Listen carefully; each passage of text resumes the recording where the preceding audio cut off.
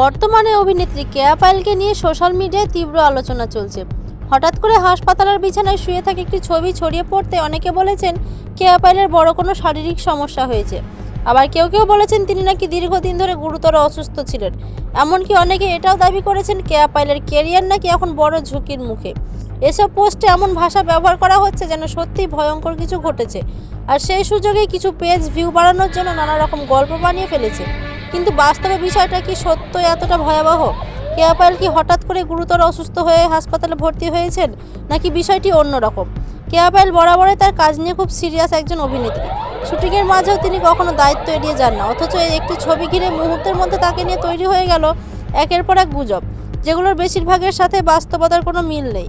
তাই আপনি যদি শুধুমাত্র সোশ্যাল মিডিয়ায় পোস্ট দেখে আতঙ্কিত হয়ে পড়েন, তাহলে সেটাই হবে সবচেয়ে বড় ভুল। কারণ বিষয়টির সত্যতা নিয়ে অবশ্যই মুখ খুলেছেন সংশ্লিষ্টরাই।